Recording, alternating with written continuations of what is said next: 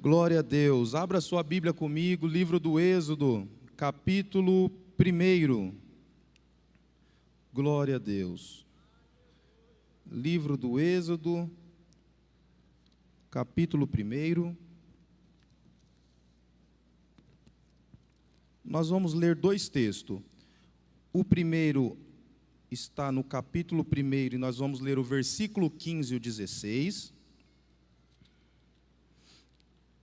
E depois nós vamos ler também o capítulo 2, o versículo 1 até o 3. Então vamos lá, Êxodo capítulo 1, vamos ler o versículo 15 e o 16. E depois nós vamos ler o capítulo 2, versículo 1 até o 3. Diz assim: E o rei do Egito falou às parteiras das hebreias, das quais o nome de uma era Cifra, e o nome da outra Puá. E disse: Quando ajudardes no parto as hebreias, e as virdes sobre os assentos, se for filho, matai-o, mas se for filha, então viva. Vamos ler também o versículo 22? Então ordenou o Faraó a todo o seu povo, dizendo: A todos os filhos que nascerem, lançareis no rio, mas todas as filhas guardareis com vida. E foi-se um varão da casa de Levi, e casou com uma filha de Levi, e a mulher concebeu, e teve um filho, e vendo que ele era formoso, escondeu por 3 meses. Não podendo, porém, mais escondê-lo, tomou uma arca de juncos e a betumou com betume e pés, e pondo nela o menino, a pôs nos juncos à borda do rio. Nesta noite eu gostaria de falar com toda esta juventude, todos os irmãos que aqui estão, sobre o tema: em tempos de crise, Moisés tem que nascer. Vamos lá para vocês gravarem? Em tempos de crise, Moisés tem que nascer.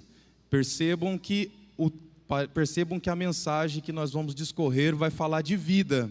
Daqui a pouco nós vamos tocar nesse assunto. Bom, nós lemos aqui, se nós voltarmos o capítulo 1, nós vamos ver que o cenário que envolve Israel dentro do Egito, ele está passando por dois tempos. Ele está passando por um momento de transição.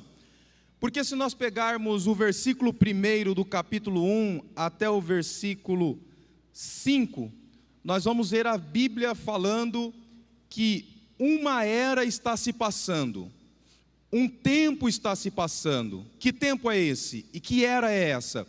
É a era de José com seus irmãos e o seu pai Jacó. Aquele pequeno povo com 70 almas que desceram ao Egito, agora eles já não existem mais. E esse povo, que era um povo pequeno, sem expressão, agora já não é mais um povo pequeno e já não é mais um povo sem expressão. Só que também o rei dos dias de José também já não existe mais. E é importante nós tocarmos neste ponto, porque o rei dos dias de José era o rei que estava voltado o coração para Jacó, os seus filhos, e para José.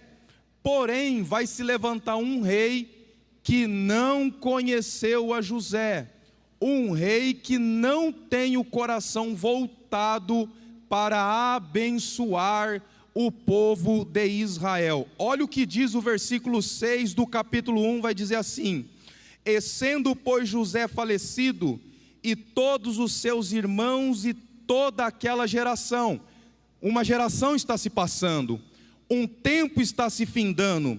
E o versículo 7 vai dizer: E os filhos de Israel frutificaram, e aumentaram muito, e multiplicaram-se, e foram fortalecidos grandemente, de maneira que a terra se encheu deles. Então percebam, O tempo que agora está entrando é um tempo de crescimento, é um tempo de frutificação, é um tempo de multiplicação.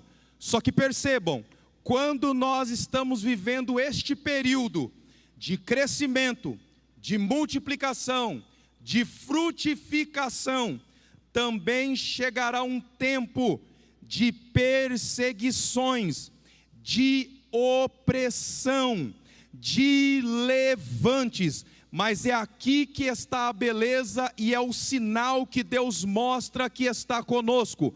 Quando se levantarem as perseguições e as oposições, é sinal que Deus está nos dando: estou no controle, estou abençoando, estou dando crescimento, estou multiplicando. Perseguição não significa que Deus não está conosco, pelo contrário, perseguição está mostrando que nós estamos no rumo certo, na direção certa, na trilha certa. Olha o que vai dizer o texto no versículo 8 do capítulo 1. Depois se levantou um novo rei, é o novo tempo, é a nova fase, e esse rei não conhecia José. E o que esse rei vai fazer nos versículos que se seguem? Ele vai levantar uma grande perseguição contra o povo de Israel.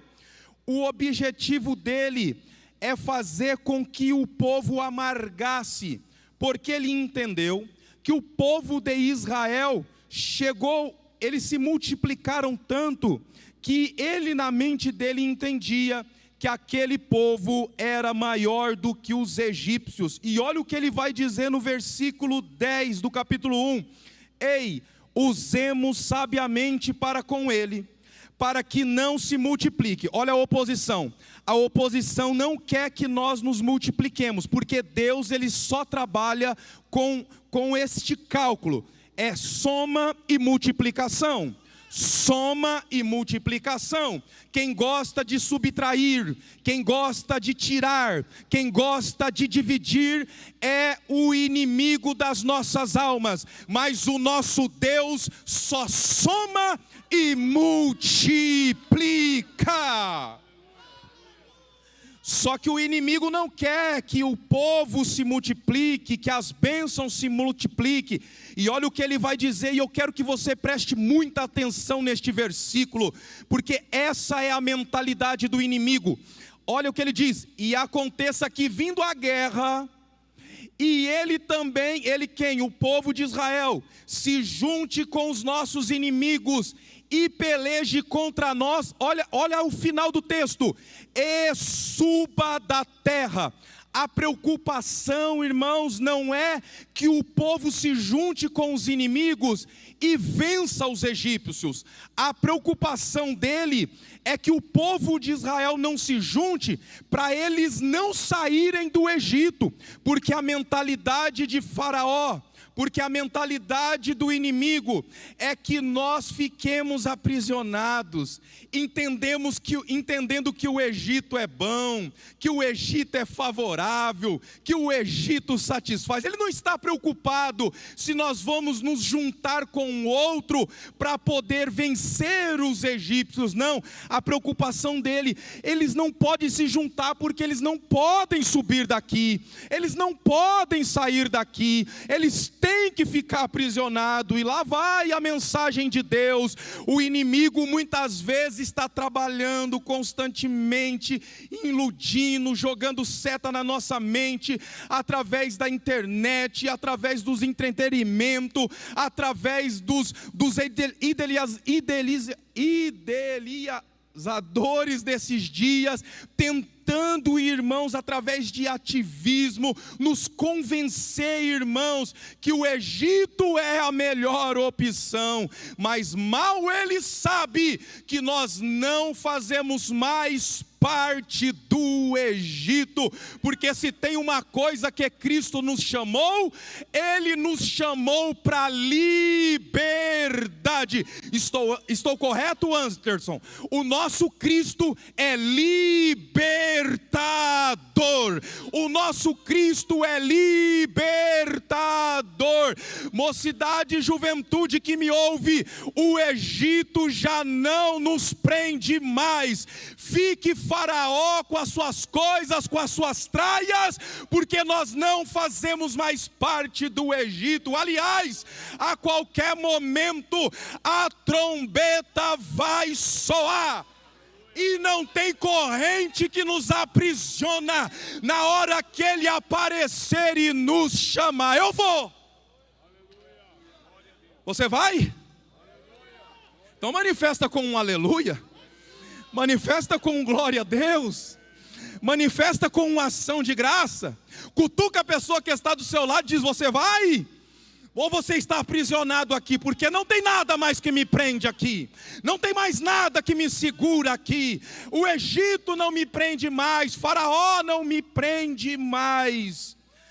Só que, irmãos, ele não está totalmente convencido com tudo que está acontecendo. E o Faraó, o imperador, vai lançar uma palavra, um decreto.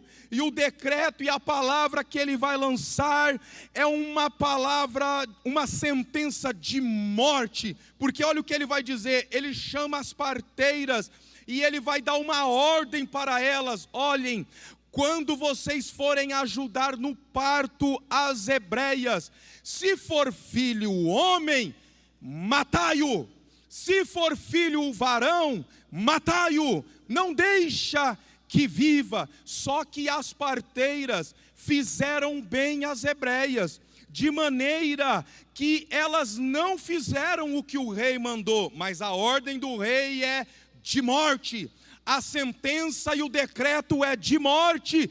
Ele vai, tenta tirar alguma coisa das parteiras, e ele diz assim: por que vocês fizeram isso? E as parteiras logo jogam um argumento dizendo: não, é que as hebreias são muito espertas, quando nós chegamos, logo elas já deram à luz aos filhos. Aí o Faraó no versículo 22 vai dizer assim: então Faraó ordenou a todo o povo.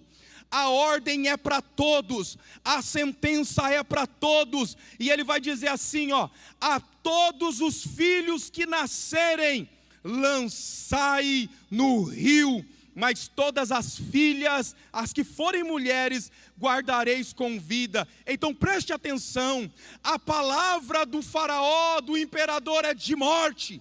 A sentença foi liberada e a sentença é de morte. A sentença não é outra a não ser de morte. E ele está dizendo: todos ouçam a minha voz.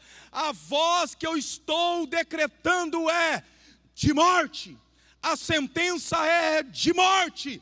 Só que ao mesmo tempo que o império das trevas liberou uma palavra de morte, uma sentença de morte, tem um Deus assentado no trono que liberou uma palavra de vida.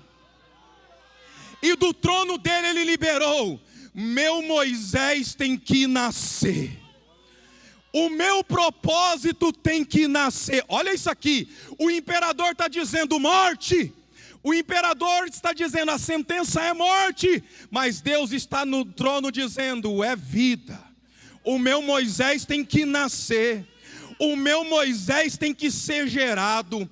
O meu Moisés tem que ser concebido. Agora, o que o Senhor colocou no meu coração é: que mundo nós estamos ouvindo? Que reino nós estamos ouvindo? Que voz nós estamos ouvindo? Nós estamos ouvindo a sentença de morte? Ou nós estamos ouvindo a sentença de vida? Eu percebo que a grande maioria tem ouvido a voz e o decreto de morte, porque alguém tem falado assim: não tem mais jeito, não tem mais solução, é daqui para pior, as coisas vão piorar, para que nós ajuntarmos tanta gente? Para que nós fazermos isso ou fazermos aquilo? As coisas vão piorar. E aí parece que esta voz que tem entrado na mente de tanta gente tem descido ao coração, e esse é o motivo porque nós vamos ver tantas pessoas cabisbaixa, tantas pessoas desanimadas, tantas pessoas entregue, irmãos, a um espírito depressivo, a um espírito suicida, a um espírito de medo, a um espírito de confusão, porque a ordem é morte, é morte, é morte. Mas o Espírito me traz aqui nesta noite para contradizer o decreto de Faraó. Ele está dizendo é morte, mas o nosso Deus está dizendo é vida. Vai nascer, vai já, meu Deus do céu, levanta a tua mão assim, deixa eu ver, qual mundo você está ouvindo, o de morte ou o mundo de vida?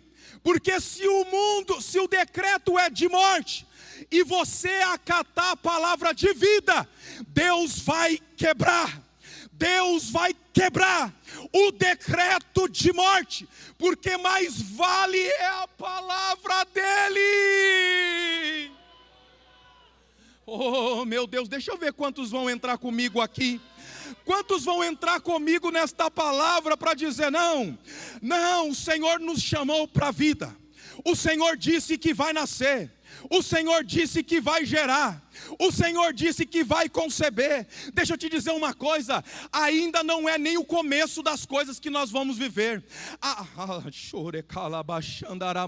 Não é nem o ponto de partida das coisas que Deus tem preparado para nós, porque Ele está dizendo é vida, é vida, é vida, é vida, é vida, é vida, é vida, é vida.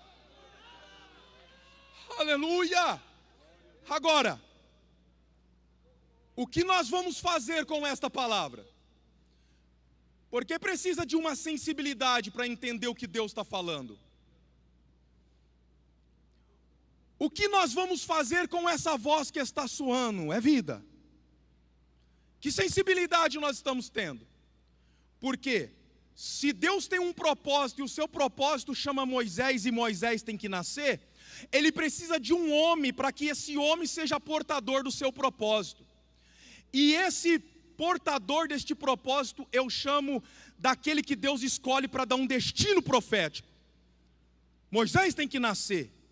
Este é o propósito de Deus, mas alguém precisa portar este propósito. Alguém precisa carregar este propósito. Alguém precisa entender esta palavra. Alguém precisa ter sensibilidade para entender o que Deus está falando. E o capítulo 2 vai dizer que um homem da tribo de Levi entendeu o que Deus estava falando, compreendeu o que Deus estava falando. Esse homem é Arão, que seria o pai de Moisés. Agora, percebam, se esse homem não ouve a voz de Deus, se ele não tem sensibilidade para ouvir, não existiria Moisés, não existiria Arão. Se não existisse Arão, não existia o ministério sacerdotal. Se não tem o ministério sacerdotal, logo Deus não exerce o seu ministério sobre a terra. Se Moisés não nasce, não tem libertação do povo. Se Moisés não nasce, não tem mar vermelho se abrindo. Se Moisés não nasce, não tem terra prometida cumprindo a promessa que Deus disse a Abraão. Alguém precisa entender o que Deus está falando. Alguém precisa entender o que Deus está dizendo. E esse homem entendeu. E ele entendeu tanto que olha o que diz o capítulo 2 que nós lemos. E foi-se um varão da casa de Levi, e casou-se com uma filha de Levi. Esse homem estava tão convicto que ele era portador do propósito de Deus, que ele recebeu um destino profético da parte de Deus, que ele vai tomar a decisão certa, ele vai tomar a decisão correta. Por quê? Porque ele vai descer e não vai nas filhas, e ele não vai nas filhas dos gentios, ele não vai nas mulheres pagãs, ele vai procurar uma mulher dentro de Israel. Ele não aceita o jugo desigual, ele vai na tribo de Levi. Ele é de Levi, mas ele procura alguém da tribo de Levi para se casar, porque se ele toma uma escolha errada, porque não basta só entender o que Deus está querendo de nós, agora eu preciso tomar as decisões certas, eu preciso tomar as decisões corretas, para que o propósito de Deus se cumpra sobre a terra, porque se ele toma a decisão errada, nada do que era para acontecer iria acontecer e se cumprir na vida dele. Então o que ele está fazendo? Ele está tomando a decisão certa, ele está indo procurar a moça certa, ele está indo procurar alguém que completasse ele e que fosse portador com ele do propósito de Deus.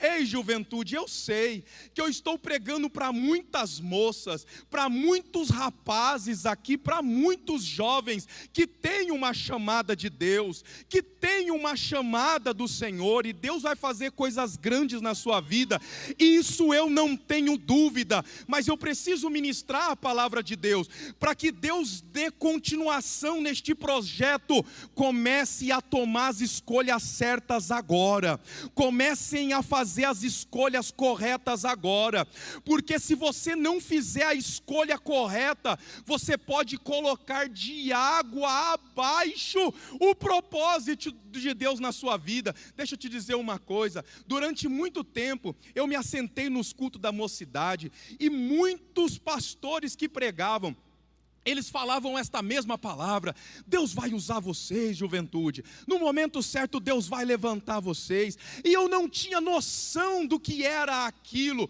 mas eu entendi o que Deus estava colocando sobre a minha vida. Olha, eu não tinha noção sequer do que Deus ia fazer, eu era só um menino de periferia, mas o Senhor me chamou pela sua graça, o Senhor me chamou pela sua misericórdia. Eu estou dizendo que Deus vai levantar vocês com poder e com autoridade.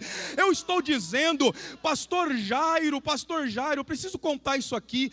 Quando o Senhor nos chamou aqui naquela reunião de obreiro, e nos chamou aqui na frente para poder assumir uma das nossas congregações, eu me lembro que todas essas cadeiras que estavam aqui, estavam preenchidas pelos nossos pastores. Aqui estava vários pastores, que eu ali no começo da fé, assentado lá no fundo da sede, ouvia esses homens de Deus, esses santos homens de Deus, que estavam todos aqui na frente. E aí de repente agora, eu estou aqui diante do altar de Deus, olhando para todos esses príncipes de Deus.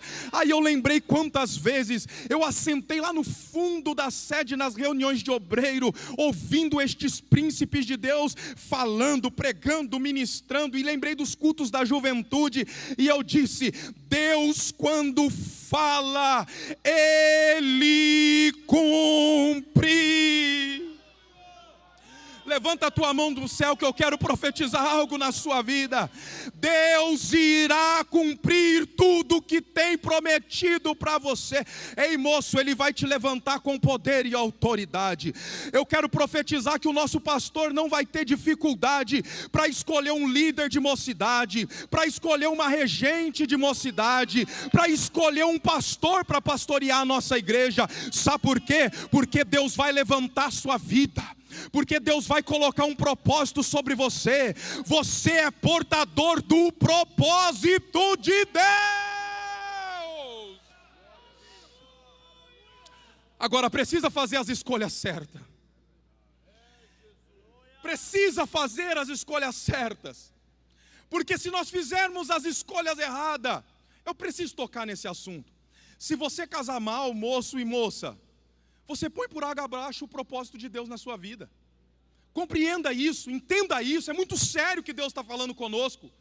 Se você casar errado, você põe o propósito de Deus por água abaixo.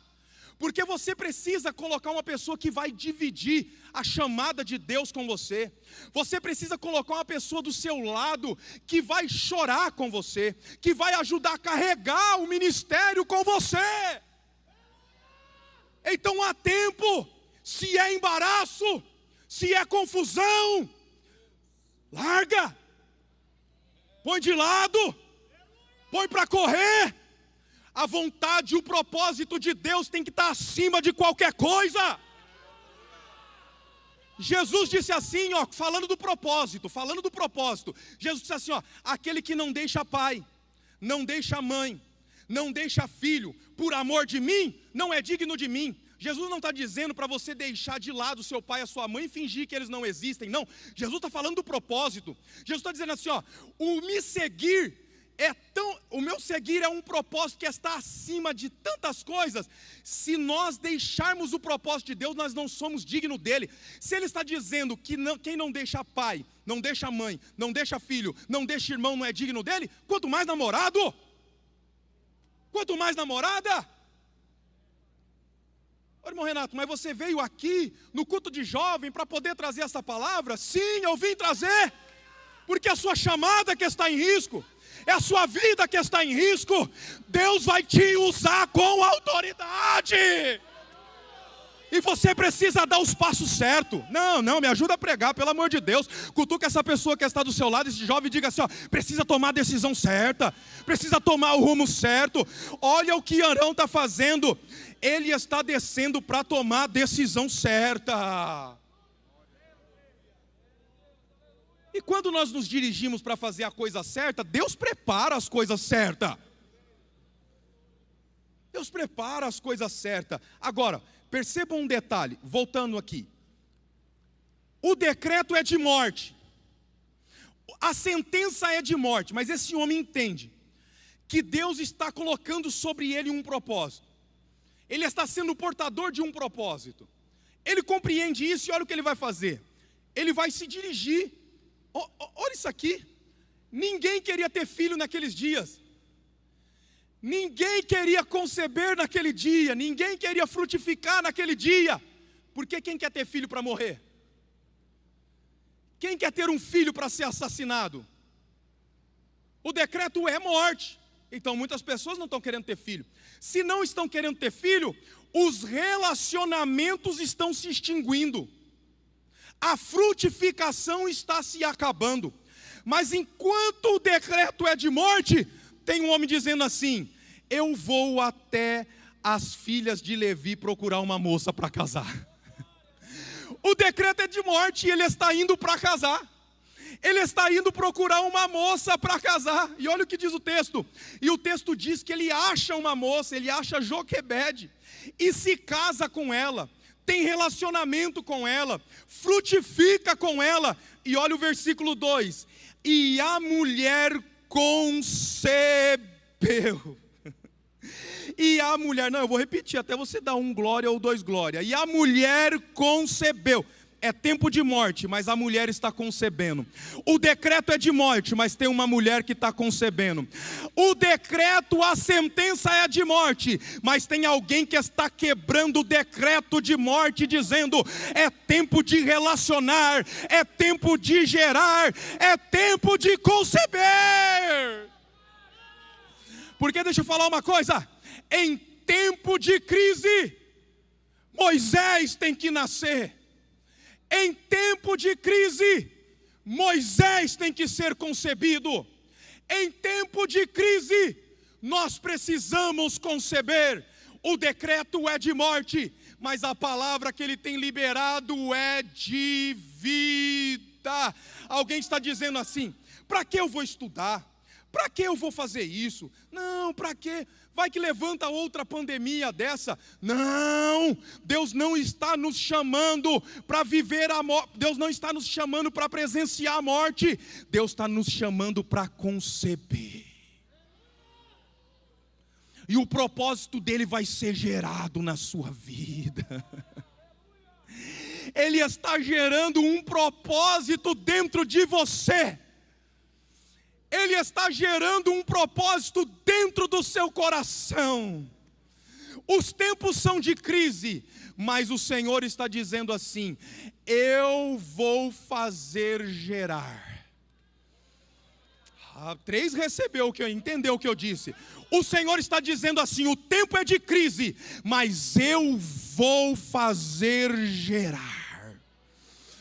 Eu vou fazer gerar, eu vou abrir a madre, eu vou tirar a esterilidade. Deixa eu te dizer uma coisa: nós precisamos viver um relacionamento tão íntimo com Deus, que deste relacionamento flua, seja concebido o propósito que Deus tem para este presente tempo, para esta geração, para esses dias, para esta igreja. E é você que vai conceber o propósito de Deus, porque Moisés precisa nascer.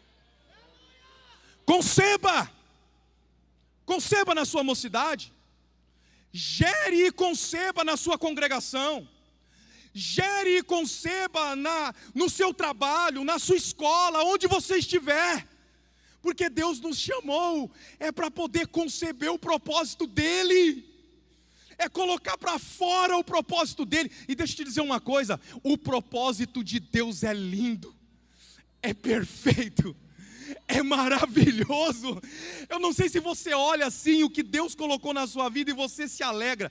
A Joquebede, quando concebeu, ela olhou para o Moisés dela e se alegrou. E ela disse assim, e era formoso, belo, lindo. Porque o propósito de Deus é lindo, o propósito de Deus é formoso, o propósito de Deus é maravilhoso. Elogie o propósito que Deus colocou na sua vida. Não elogie a chamada que Deus colocou na sua vida. Porque é lindo o que Ele fez na sua vida. E é lindo o que Ele vai fazer ainda na sua vida.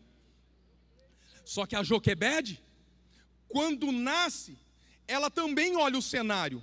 E o versículo que nós lemos é: quando ela olha o cenário, ela esconde o propósito. Ela esconde o menino. E o texto vai dizer assim, durante 3 meses, ela escondeu o menino. Ela escolheu o propósito. O propósito é lindo, mas o propósito agora está escondido. Moisés está escondido. O propósito agora está engavetado, está guardado, está oculto. Porque, olha só, ela está dando os passos, eles estão dando os passos. Tomam a decisão certa, eles se relacionam, concebem, entendem que o propósito de Deus é lindo, mas agora eles pegam o propósito e guardam, engaveta, oculta ele.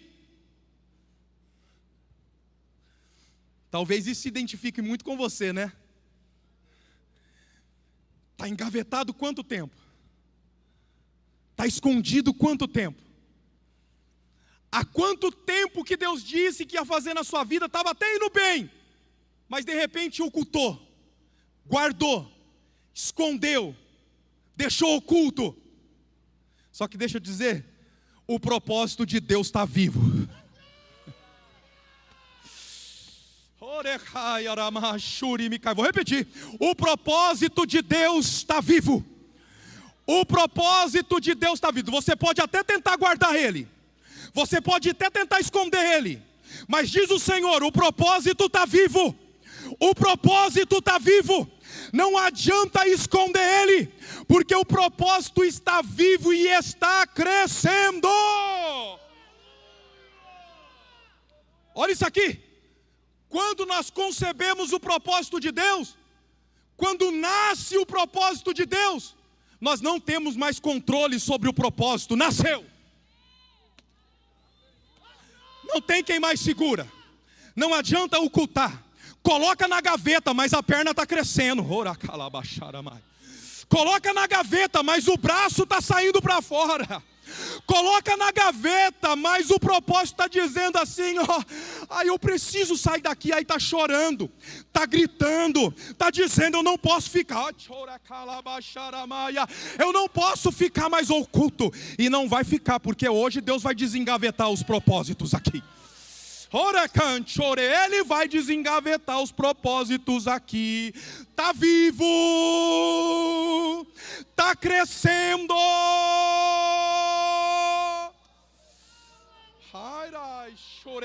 Recebe agora em nome de Jesus. Recebe agora e não recebe esta graça de Deus que está caindo aqui sobre nós. Ficou oculto até a hora que você entrou, mas hoje ele está desengavetando, hoje ele está colocando para fora. Hoje ele diz assim: vai sair do oculto, vai sair da gaveta, vai parar de chorar, vai sair para fora.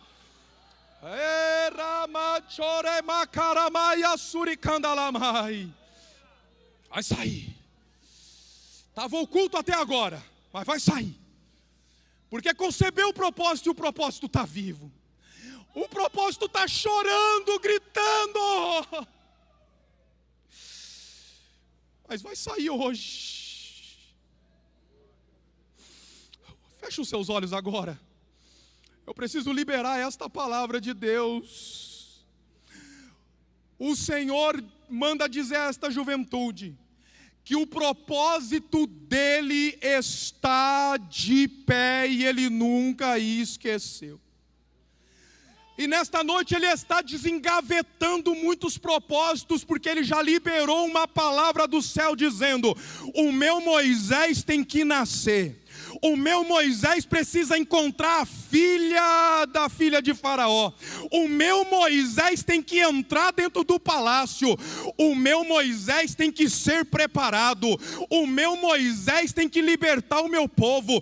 O meu Moisés tem que parar diante do mar e o mar tem que se abrir. O meu Moisés tem que guiar o meu povo no deserto.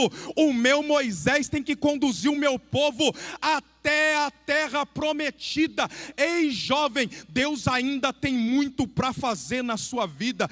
Líderes que me ouvem, Deus ainda tem muito para fazer na nossa vida. Ainda tem uma estrada longa, ainda tem uma estrada extensa, e é por isso que Ele está trazendo à tona o que Ele disse, o que Ele falou. Palavra de Deus que foi liberada não volta vazia. Fica de pé comigo em nome de Jesus. Está de pé, o propósito está de pé, o propósito está de pé, o propósito está de pé. Você pode glorificar a Deus e entender: o propósito está de pé, o propósito, o propósito está de pé. E moço, o propósito está de pé, o propósito está de pé. Ele está trazendo à tona nesta noite, está crescendo, vai ganhar forma, vai ganhar maturidade. Ele vai fazer, Ele vai dar crescimento. Só entra na direção de novo, porque você não tem mais controle do propósito de Deus. Deixa Ele conduzir, deixa Ele fazer, deixa Ele direcionar. O propósito está vivo, o propósito está vivo.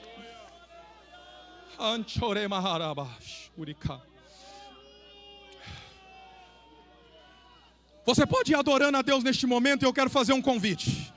Não, mas você pode adorar com força, assim, dizendo: não, o propósito está de pé.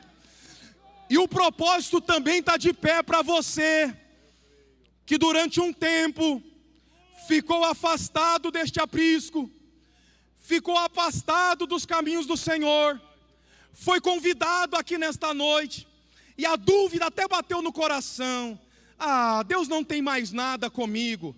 Mas o Senhor disse: o propósito está de pé. O propósito está de pé. Eu quero perguntar onde tem uma pessoa que está afastada dos caminhos do Senhor.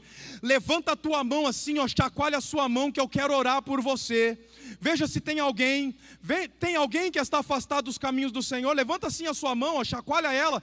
Nós queremos orar por você, porque o propósito está de pé. O propósito está de pé. Eu quero fazer uma pergunta também.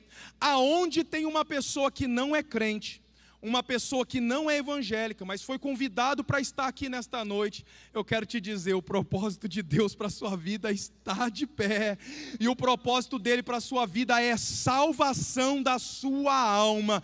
Você que quer receber este maior presente que um homem pode receber, que é o Senhor Jesus, levanta a tua mão assim que eu quero orar por você.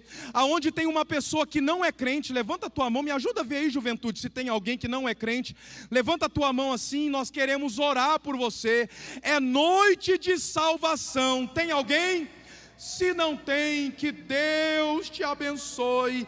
Feche os seus olhos agora. Eu quero orar por você em nome de Jesus, juventude. Pai, aqui está esta juventude seleta, Senhor, diante de Ti. E eu creio, meu Deus, que o Senhor está chamando muitos jovens aqui, Senhor, para um propósito lindo, um propósito belo, um propósito formoso. Aqui estão os pregadores, Senhor, da nossa igreja. Aqui estão os líderes da nossa igreja. Aqui estão, Senhor Deus, aqueles que vão compor, Senhor, toda a liderança da nossa igreja. Senhor amado, derrama da Tua graça sobre a nossa juventude aqui nesta noite. Senhor, traga um momento de renovo agora. Traga agora, Senhor, um renovo por dentro. Faça o coração queimar agora. Sinta agora o seu coração queimando com a chamada de Deus. Sinta o Espírito fluindo dentro do seu coração. Sinta Ele te pegando agora pela mão, te conduzindo, você entendendo o que Ele quer fazer na sua vida. Receba a graça dEle, receba o poder dEle, em nome de Jesus.